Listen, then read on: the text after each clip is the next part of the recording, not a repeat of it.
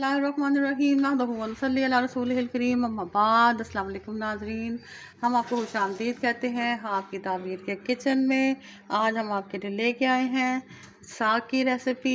Last year भी हमने साग की रेसिपी डाली थी, लेकिन हमने उसमें मकई का आटा डाला था जी। तो इसके लिए हमने ली हैं 2 साग की गड्डियाँ हैं और 1 पालक की है। इसको धो के हमने अच्छे से काट के चूल्हे पे रखा है जी। और हम इसमें डालेंगे माश की दाल। आधा पाव हमने माश की दाल ली है, इसको धो के भिगोया हुआ है। 1 घंटा तक आप इसको भिगो लें। इसमें हम डालेंगे 2 चमचे पिसी हुई लाल मिर्चें, आधा चमचा हल्दी, 1 चमचा हमने इसमें नमक का डाला है, क्योंकि हम बाद में जब मसाला बनाएंगे तो उसमें भी नमक डालेंगे। आप हस्बे जायका भी डाल सकते हैं।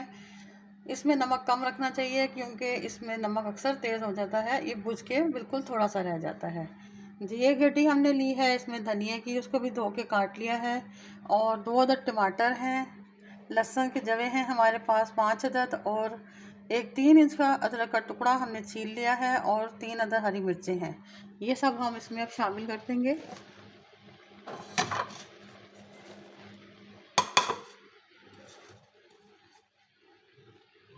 और दाल भी शामिल करेंगे इसके अंदर। इसकी वजह से कसैलापन कम हो जाता है, क्योंकि साग खुद में कसैला होता है जी। और इसमें हम तमाम मसाला जात शामिल करके अब इसको हल्की आंच पे ढक के पकाएंगे।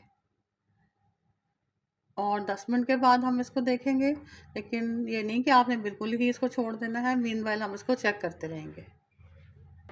ये तो नाज़रीन हमारा ये बैठ गया थोड़ा सा। अब हम इसमें प्याज भी शामिल कर देंगे। 1 अदद दरमियाने साइज़ के प्याज हमने काट के इसमें शामिल किए जी। तो नाज़रीन आप देख सकते हैं 5 मिनट में ये हमारा साग बैठना शुरू हो गया है। अभी हम इसको चलाएंगे।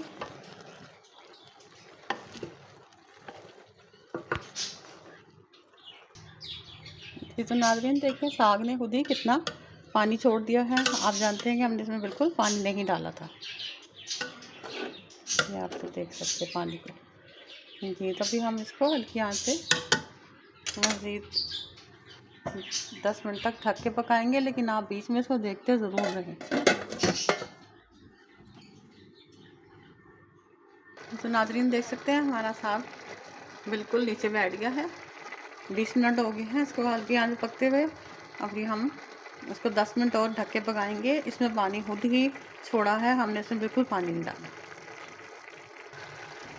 जी। तो नाज़रीन मज़ीद 10 मिनट हमने इसको पकाया है। ये देखिए हमारी दाल भी गल गई है और साग भी गल गया है। अब हम इसको ब्लेंडर में ब्लेंड करेंगे जी। तो नाज़रीन इसको हम अब ब्लेंड कर लेंगे, फिर हम आपको दिखाते हैं। आपको पता ही है कि आजकल के ज़माने में 8-10 घंटे तक पकाने का रिवाज नहीं है। लोगों के पास टाइम कम है। लेडीज़ आजकल जॉब भी करती हैं, पढ़ती भी हैं, बच्चों को पढ़ाती भी हैं। उनके पास सिर्फ एक ही काम नहीं है कि बैठ के खाना ही बनाती रहे। इसलिए हम आपके लिए झटपट साग की रेसिपी लाए हैं। और आपको पता है पाकिस्तान में तो गैस का भी बहुत मसला है कि किस वक्त आ रही है किस वक्त जा रही है। इसलिए हम इसको हाथ से घोटने की बजाय ब्लेंडर में ब्लेंड करेंगे। और अभी हम आपको ब्लेंड करके तड़का लगा के दिखाते हैं जी। बिस्मिल्लाहिर्रहमानिर्रहीम। नाज़रीन हमने एक कढ़ाई ली है, उसके अंदर हम आधा कप तेल का डालेंगे और उसके गर्म होने का इंतज़ार करेंगे। अब हमने देसी घी लिया है, वो भी हम इसके अंदर शामिल करेंगे जी। इसके हम पिघलने का इंतज़ार करेंगे।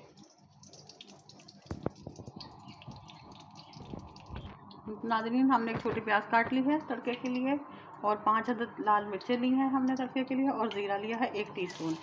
ये सब इसमें शामिल करेंगे, इसको अच्छे से फ्राई करेंगे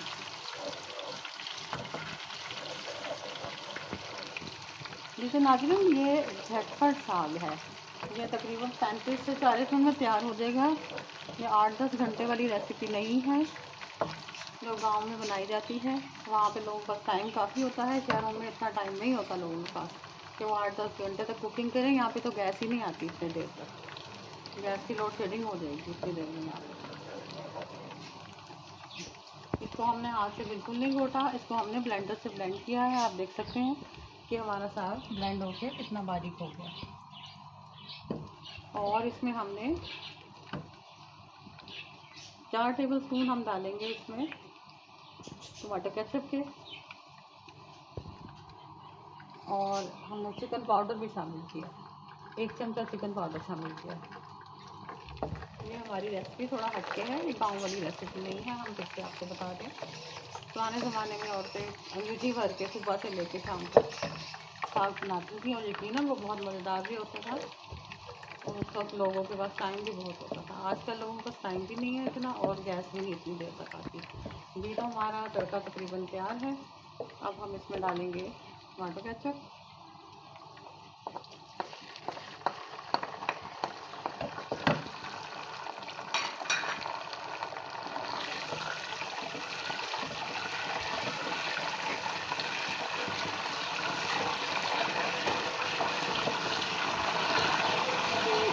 डालेंगे चिकन पाउडर और आधा चमचा हमने नमक डाला है। आपकी मर्ज़ी है, आप डालें या ना डालें, क्योंकि हमने पकाते वक्त ही डाल दिया था एक चमचा।